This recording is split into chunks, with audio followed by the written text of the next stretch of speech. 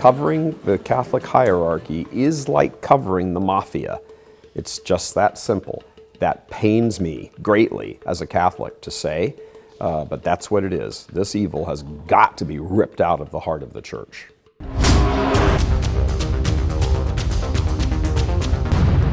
O'Brien was accused of whitewashing sex abuse when he later became head of the Archdiocese for the Military Services. A production like Spotlight is really needed. It's necessary today. We have investigative journalists who focus on politics, they focus on media, they focus on secular institutions.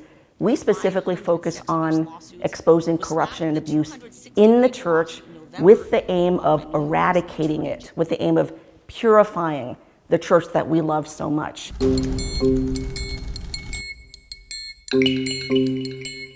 Spotlight is one of the few things, and there really only are a few, that really move the needle. And by that I mean they make a change to the Church, to the world, to Catholics. Caught on audio, a Father Jürgen Wegner, former U.S. District Superior for the SSPX. That's why it's important to do. It's one of the arrows in our quiver that actually allow us to effect a change, and that is really important. In particular regard to investigative journalism on the obscene and sinful pedophile and sexual abuse scandals of the Catholic Church. It is God's work to tell the truth and shine that light on the filth that has infiltrated our Church. Welsh confirms there was a cover-up. We get the facts of the story as they're presented to us, and then Christine and I'll talk about it a little bit at the beginning, and then I'll say, okay, well, it seems like it's worth pursuing. Maybe there's something there that we can come up with. And then she begins, and she usually comes back to me and says, yep, great story, or a little hard to vet or to pursue.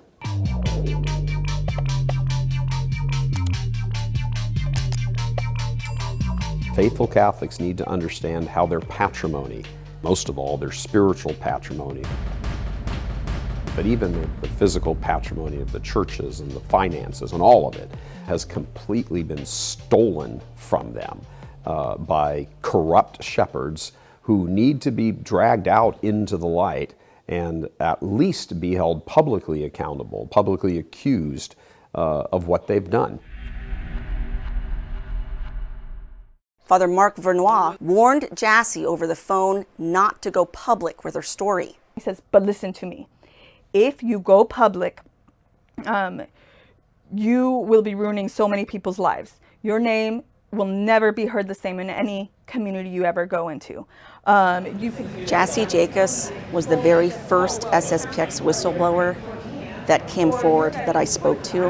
And it's not an exaggeration for me to say that it was somewhat life-changing, because ever since her testimony, which was first featured in my April 2020 Spotlight, my first expose in the SSPX, the floodgates were opened after that, and it led to so many more episodes exposing the SSPX, and I have to give great thanks to the courage of Jassy for coming forward. I didn't realize when I spoke with Church Militant that they were going to be the only Catholic media source that was willing to take the stories and dig into them. I was able to see victims who in the beginning said, oh, I can never have the amount of courage to speak up or to get out of this situation or to report it to the SSPX or to the police. And I saw over time, as they saw that they were not alone, that they began to take those steps. The prayer life of Church Militant is absolutely necessary. You can't look at all of this filth and rot and corruption. During the party, she was physically assaulted by several men while others looked on. Turns out, some of them were high-ranking law enforcement personnel.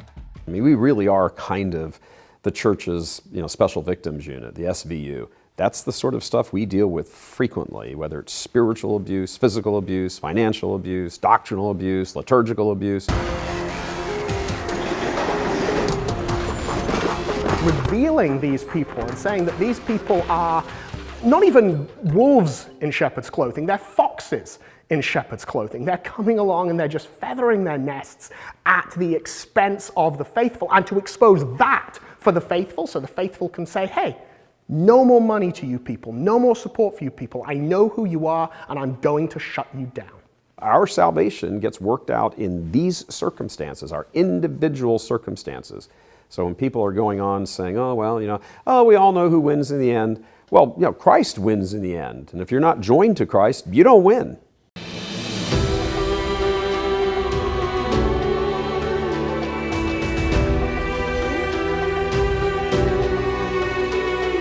Are you or are you not Catholic? End of story. Nobody really knows what's going on, and they've set it up that way so that when it does come out, that it's so shocking and so unbelievable that they can easily make the victim the liar. It's designed.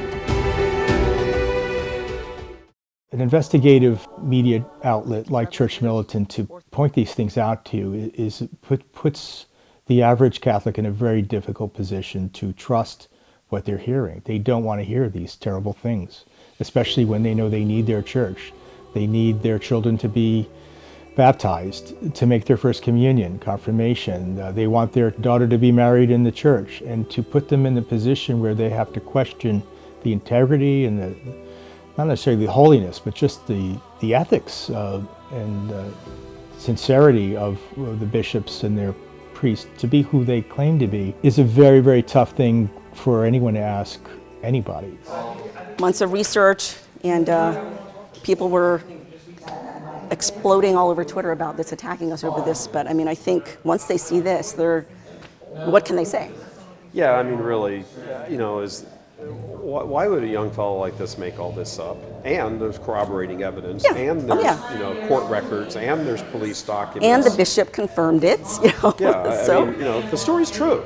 We don't air stories that aren't true. It's just absolutely this is stupid. Most of our critics about this kind of stuff are SSPX. Like, they've never even watched any of them. They're just going on rumors. Yeah. So it'll be interesting to see the analytics of this. How many people watch this? We always get huge views on this. So yeah, these things always go off the charts. Everything that we are able to do is supported by money somebody gave us freely, and because they wanted to. And it's especially true of Spotlight. Spotlight is always free to access, and it's always going to be free to access. So it's a question of, did you find this valuable? Did you think this was good? Great. It's entirely down to what the donors want to give us, and so they are supremely important. We have always said that Church Militant, the apostolate, belongs to everybody who helps us out with prayer, finances, spreading the word about the information, all of it. It really is our apostolate, and there are some of us who happen to work every day inside the walls, but this is the work of the church, and nobody should think anything different. We have one goal here. We sit in this room every day and pray, Lord Jesus, use us to save souls.